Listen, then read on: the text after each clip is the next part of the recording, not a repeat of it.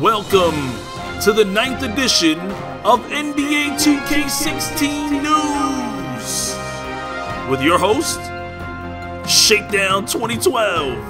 And so what I'm going to do in this video is I'm going to let them speak. I'm going to stress a few points, some very important things, and I'm going to stop it and pause it and kind of go over my thoughts on that topic with you guys. But we're going to go ahead and let Ronnie 2K and LD2K go ahead and give you guys the ins and outs from some of the questions from an earlier interview at Operation Sports. That's right, to build these great things and have this vision to build what is going to be known as Pro-Am, right? Like I'm personally really excited for this, and it's going to be a competitive mode. But this is full on, import your logo, create everything you want from the ground up, layered customization. Yep. I mean, this is just anything that you want to do. The imagination is really the limit. Allowing that much like creativity and customability is going to be really cool for the fans. And of course, Pro-Am is going to take place. It's 5v5 MyPlayer competitive games, Yep. right? And in the trailer, you saw a couple things, and I wanted to talk about an interview that happened earlier today with Jeff Thomas from Visual Concepts. On Operation Sports? Yes, answering some questions on one thing that was immediately taken off the table was Got Next, right? No more Got Next spaces, which means no more players on the sidelines waiting for games. This is instant matchmaking. You get right into games. The Pro-Am Arena is the new four-court arena. The custom arenas are for team play exclusively. Team play can happen both in the Pro-Am Arena and in your team's custom arena. All walk-on play only takes place in the Pro-Am Arena. So let's talk about the walk-on part of this thing. So in the Jordan Rec Center, you referenced that there were a lot of people that were walking around, and what that created was like people with logos and like a lot of things getting loaded on. Now, when you're in that custom arena era, you're talking about 40 people. You go straight from the locker room onto the court, and that's your game. Let's just say that earlier this year, I had some pretty mean things to say about the JRC and the wait times and the Got Next on the Jordan Rec Center, and Ronnie 2K and I had a couple conversations through direct messaging over Twitter, and he actually said that he has the ability to reduce the numbers of people at the JRC so the games would be faster. Although this never took place, it's actually really cool to see that they've made the decision to eradicate the Got Next from the Pro-Am environment altogether. There are no people, as you said, there are no Got Next spots, but no people wandering back and forth looking for the next Got Next spot. No Legend 3 VIPs booting people off spots. I'm so glad that terrible idea got eliminated. All of that stuff is a lot better.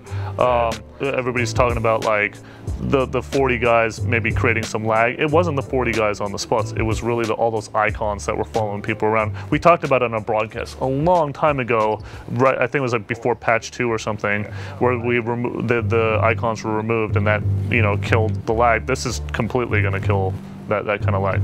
Now, I'm not sure what lag he's talking about, but frame rate lag still exists on the JRC, and it's horrible. It totally ruins games, and it makes the experience extremely difficult to enjoy. So I really hope the 40-player Pro-Am section where people just walk on isn't going to lag, because so far, I'm not really that convinced. Now, here's the thing. You don't want to limit people. There's a lot of questions like, how can I get in there? Can I start with 3 people? Do I have to have all 5, right? What if I'm just a fan? I want to just hop on and I want to play these 5v5 games with my MyPlayer. I call my friends. They're at work, taking care of baby mama drama. They're doing whatever it is that they do. And you haven't built your own arena, and you haven't built your team, you can get in all that right stuff. there and get into quick games. Right. And that's the idea of like when we say walk on, it's not literally walking on. It's like, I want to play now. Everything's instant matchmaking. Yeah. There's no Got Next, no waiting, none of that. We listen, we hear you guys. Now, for one, I know that Chris Manning goes to bat for us. He really does. But I really wish we could have convinced the correct people over a year ago that Got Next was a bad idea, because we kind of had to suffer through this for an entire year with NBA 2K15. What was the philosophy, the fundamental, I always talk about the philosophies of what the dev team and what we're thinking about. It was this one experience where you'd make, you'd meet everybody who jumps onto this one park, and you're all trying to play at the same time. In the second year, there was Affiliations, right? And now you take these squads from last year, the friends that you made in 2K15, and you have infrastructure to go build a custom team for 2K16. That philosophy, it was a 3-year vision. Like can anyone on your Pro-Am team work on the colors and arena, or does the creator handle that? How do you assign people to assist? The answer is only the team owner can manage the arena. Totally makes sense. I mean, you don't want people to mess with that like while the owner's there. There's got to be an admin always, right? Team play, which we'll get on into more in the future. Yep. When you create your arenas and stuff, there's going to be a reason why you're playing there, and we're going to be talking about that down the line. But there is a difference there. To me, Chris sounds like he's alluding to a possible season or playoffs that's going to take place with the community that actually has their own arena and things like that. I mean, why else would you have an East and a West? I think someone's going to get a championship, especially since in NBA 2K15, the winners at the park actually got an entire redesigned park. So I know that he's probably alluding to some kind of a playoffs or championship, some form of esports that's going to be related to competitive gameplay online. One thing that's so anyway, going on, there was a big question that I'm very excited to talk about. Can you be a part of multiple teams or squad, Ronnie? Yes, sir. Yes, you can. Now that's great, because I thought I was going to have to create multiple accounts on my PS4 to run with my Rivet City crew, run with my Sunset Beach crew, and also run with my OG crew. And then of course I'm going to have to create a new account on my Xbox One to run with my subscribers on my Xbox One, and that's great. Now I can run with multiple crews and actually get a chance to run with my subscribers as listen, well. That's great, because I mean sometimes you can't coordinate all your guys together. You can't coordinate the owner. The owner's off in Hawaii and you're like just sitting there, I can't change anything. Being able to play on multiple squads, it allows you to do that. Imagine if, two of your guys are out on a Thursday night, you want to play on a Thursday night. Whatever, two or three guys out, you can't get 2 guys, you can still go out there and play, right? That's the incentive there. We don't want to ever, like, we thought about all the scenarios of like possibly handicapping a person in terms of like not being able to play the mode. We don't want that across the mode. Yeah. But we want to incentivize people to play in teams. Yeah, we want as many games going on at the same time. And this is something like, this isn't, crew mode, right? But this has all the elements of crew. And the thing that I love about it is crew never had the thing where you could actually play on multiple teams or squads or crews, whatever you want to call it. So this is something new and something I think a lot of fans are going to be excited about. So a great thing about Pro-Am is if you only have 3 users, you can start games, right? Instant matchmaking, but let's just say we have 3 on our team, squad, crew, whatever you want to call it. You're not friends with more than 2 people? So this is the great thing about it. You can play 3 games, which means you have 2 AIs on your team.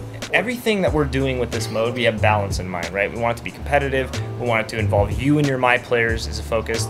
There's not going to be NBA players, subbing in. That was a question. That's not. This is full MyPlayers. Yep. How do you balance this out? The thinking is, when you have an AI on your team, you're going to not want that, because we're going to make those AIs mediocre, meaning they're not going to be overpowered AIs that are dominating the other players. Now that is a phenomenal idea, because usually when a player lags out of a game and his man is an overall 95, his character becomes the Terminator. And we always call him the Terminator AI because he's stealing everything, he's aware of where the ball's going to be, better than any human, and he's able to score when he wants to. Now in the rec center, we have seen people take advantage of people lagging out or quitting, where they just start trying to take over the game and shoot up 50 shots by themselves.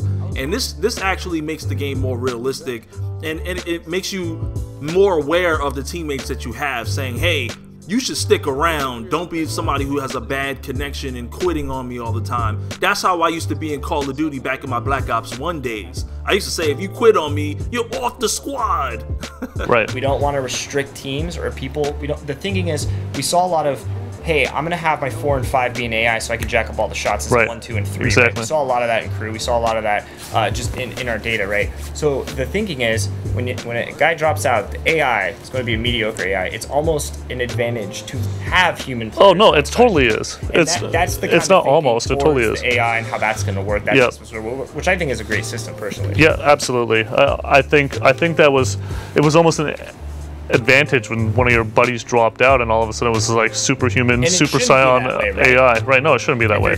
You should be rewarded for having 5 guys playing. And listen, you can still go in with 3, but if you can't handle the heat, get out of the kitchen. Balance is in mind with everything this year, right?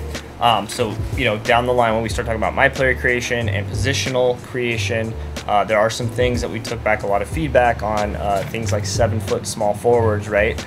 Things of that nature. They took into account 7-foot small forwards, and which sounds like to me is maybe they removed that option. And I know a lot of you know, some of you guys that don't want to take the time to practice and get better. You want to utilize the exploits and then feel good about yourself. I mean, you go to school every day, you get bullied.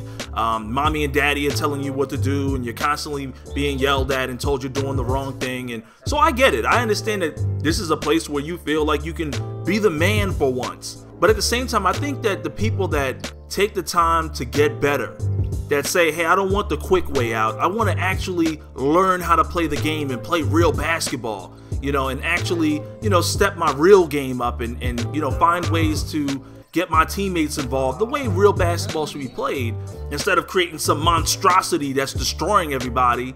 You know, I think that that's a way better aspect, and it's more realistic in terms of real life and how real life is. Nobody's this unstoppable god, you know, in real life, and I think that that whole thing needs to go, and I'm really glad that they're taking the steps to minimize the cheese. 7-2 Demigods. That will not be in 2K16, I can tell you that right now. Yep. No disrespect, but I find that kind of hard to believe. I guess I'll believe it when I see it, because NBA 2K10 got hacked, and it was 7-foot point guards. NBA 2K11 got hacked, it was 7-2 point guards. 2K12 didn't even have multiplayer, but 2K13, there was people making 7-foot small forwards running around shooting fadeaway threes, and 2K14, they had the same issue. Now we're in 2K15, and people are glitching the game and creating 7'2" point guards. So the way I see it is, every single 2K that's involved multiplayer, there's always been a way to, you know, glitch or hack the system to create some ridiculous player. So I don't know if I can agree with the possibility of him saying it's not going to be in the game. I'm thinking it's just a matter of time before somebody hacks it or glitches it and figures out a way. My question is, how are you going to police the situation? Okay, that would be a better statement to say, we're going to make sure that if you do it, you're getting banned. Another nice thing is, last year you had to be a part of affiliation to play in the rec center, right? Affiliations do not matter in this mode. So when you inevitably go to a potential new park in NBA 2K16, right, none of that stuff carries over like it did last year in the rec center, right? You got the shooting boost, right? You got the dunking boost, right? Stuff in that nature. None of that carries over into this mode. So you guys get a slow clap from me. I mean, that was one of the things that just ruined the rec center. You got a team full of guys on the squad got next, and you have one Rivet City Rough Rider, the only one in the entire JRC, and he's on the got next spot on the other side, just locking down the whole court so nobody can play. Thank you for not making affiliations a part of the 5v5 multiplayer experience. You know, essentially going in without any boost. Affiliations are still going to exist, though. Let's say that affiliations are still going to exist, because we felt like something was really born out of that last year. Well, it's separated, but separated, right? There's still going to be that sort of like communities and like you know, rewards for staying loyal to your communities, all that. We're going to get into that eventually, but we didn't want it to kind of roll over to the pro-am. Yeah, think of. So it's obvious they were avoiding using the word park. They didn't want to talk about the park, but it's obvious that the affiliations are still going to be at the park. And so that's still cool. I guess if they have a new aspect on how they're going to do that. I'm guessing the park is still going to be huge this year, and I'm still planning on playing it, especially considering how the park is more legit than the JRC is right now. Pro-Am is a separate mode. Yeah. This is not like an attachment to the park, right? That's right. It's a separate mode. Of course, it features your MyPlayer, right? And all this is interconnected, and you'll start to see as we kind of slowly unveil more. What all of that looks like. How do the leaderboards ratings work? Is it determined by win percentages, games played, record and/or regions? Can you give us some details? Rankings are determined by an ELO rating system.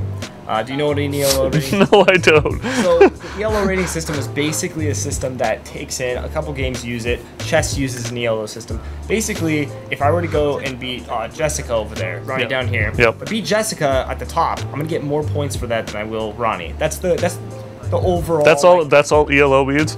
Well, what it's doing is it's. I thought it was like some super scientific thing. User-to-user basis. No, that's great. That's awesome. That's the way it should be. I'm not talking specifically. Can the same Pro-Am teams use nicknames. So Chicago Wings. Thank God, no. No. That means you have to There's only gonna be one Blade Ronnie team. Yes. Yes, okay, that's good. Here we go. This is a fun one. Will teams be restricted by position? Example, 3 7-foot small forwards and 2 centers, or is it, you know, two guards, 2 forwards, 1 center? There aren't position restrictions, but that doesn't mean that we're not thinking about how that all gets balanced. There's that word balance again. They're constantly using the word balance because they're probably hinting that maybe there's some restrictions in the attributes, or maybe there's some restrictions in the overall animations that somebody 7 foot tall can't do. All I want to know is that if there's a chance for a 7 foot small forward, can he dribble like Kyrie Irving? Can he pull up with a quick release like Steph Curry? I hope when they use the word balance that they're alluding to the possibility that there's some attribute and animation restrictions for some of these ridiculously tall players for their position. I mean, if you make a 6'7" point guard, you should be at a disadvantage guarding a 6'1" point guard.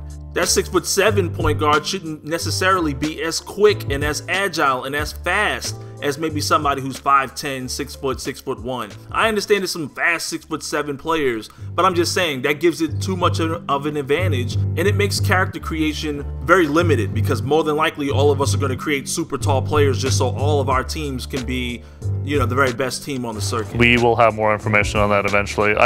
I've said it for a while. It doesn't make sense to have just a global overall leaderboard and just be like top team, second team, third team, right? Yeah. What does that mean, right? And you saw that we have multiple leaderboards through the Pro-Am video. You know, I think it was daily, monthly, weekly, or a variation of those. Yep.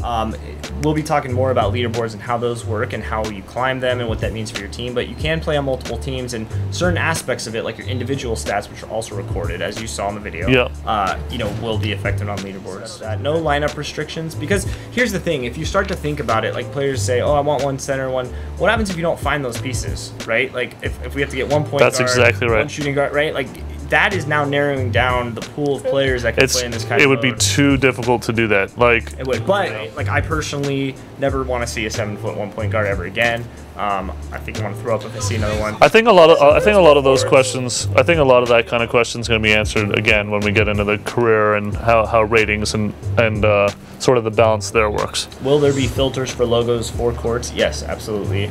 There'll be a filtered system, as well as obscenities and stuff of that nature you won't be able to write on the text. A good question that I can't answer today: how many people can be in your roster and Pro-Am? That's still kind of being worked out right now. There's a lot of we're looking at numbers and data and stuff like that. The dev team is to look at what is that sweet spot, right? So we've had a lot of feedback on that and obviously done. I think that sweet spot should be somewhere around 8 to 10 people, because my OG squad, I know there's at least 10 of us. But I understand they might not be able to make the teams that large. It wouldn't probably make that much sense, but I've got a pretty large group of friends that I've been balling with for a very long time. Kind of feels bad to kind of switch them out or have to split up the teams. But either way, as long as I can play on 2 teams, it would still work out great. A lot of research in that. Looked at, but what I really want to harp on too is we've looked at things in player behavior that people were doing in NBA 2K15, right? So got a lot of questions. Well, are you going to clean this up? Are you going to clean up the baseline stuff? Are you going to clean up some of the 3-pointers, right? Patch 4 made shooting maybe a little bit too easy, right? All been kind of discussed. Yeah. Gameplay team is doing work, and you're going to be hearing about gameplay not too long now. So you're going to learn about the things we're doing, but all that cheese, cutting that in half, slicing that moldy cheese, getting it out of there, and making sure that it is a competitive environment, and the gameplay team's looking at that stuff when it comes to a game like Pro-Am, because when we want to bring a mode like this, it needs to play right, it needs to, it needs to flow right, and we have to look at the gameplay first and foremost at the start of it, the base of it, make sure that, you don't have people taking advantages and stuff like that. Gamescom. So Gamescom is kicking off, in 6 hours? I don't know the time difference, but it's kicking off tomorrow. Yes. Playable NBA 2K16 is not there, and the reason for that is very, very simple. The last few years, we've sort of just got into this cycle of, Gamescom, let's put a build there. But then, weirdly, it became the first place where you would play our game every single year. And in a way, that was cool, but it was also we wanted it more in the hands of people who like really knew what they were doing. So basically, you don't want some randoms playing the game that don't typically play basketball games, you know, and putting the very first footage of your beautiful game out so everybody can see. That's traditionally how it is. You know, you see somebody who has no skills at the game playing the game. These are people that are not here for sports games, and so their game gets kind of slaughtered when you have some really bad players playing the game. It's always the case every single year, so I can respect that decision. My only question is now, what are you going to do? You're probably going to do your own advertising for this game per week, releasing information and gameplay, thumbnails, all that good stuff in due time, instead of putting it out at Gamescom. Makes sense. Which, you know, is people that are working this office. There are some cool things that are coming at Gamescom. If you are walking around there, you will see us set up over there, and you definitely, there's some nuggets in this video that's playing there that you definitely want to check out, including the reference to those 2 legend teams that Chris just talked about. But while there is no playable there for the reasons I just kind of laid out, there's definitely some really interesting nuggets there, and you don't want to miss those. 98% of the people that go to that convention don't necessarily care about our game because it's a sports video game. So how can we speak to a fan of gaming? And so that was what our targeting was a little bit more about. Obviously, I'm referring a little bit about our career mode and stuff like that. So we have the most passionate fans in the world, and I wouldn't trade that in for anything. Yeah. Right? There's other games out there that don't have a fan base, that struggle to get one fan, right? There's indie developers out there, right? Everybody, I mean, NBA 2K is a part of basketball culture. Well, all of these modes get together. Getting together on 925 and starting to build and assemble your team, and, you know, who's the team captain and who you're going to. Logos, all that stuff. All that stuff. I mean, it's going to be awesome. I think just you know, thank you guys for being so passionate, and I know how eager you are to learn more about the game, and you know, I hope one thing that really resonates with our community and all of you guys watching is that the dev team's listening to you, right? And they have been for years, right? And building across the board better, you know, listening to what people love, listening to what people like, listening to what people don't like. Like, that's so important to us. This 2K Pro-Am thing is a robust feature, and it had to take some steps to get there. And all right, so that's it. I gave you guys my thoughts on some of the things that they discussed. It seems like the word balance has been used and tossed around a lot, and that might be the secret to NBA 2K16, and I really hope that really is the case. If you guys enjoyed this video, smack that like tab to show your support, subscribe if you're new to the channel, and I'll definitely be back with some more NBA 2K16 news for you guys later.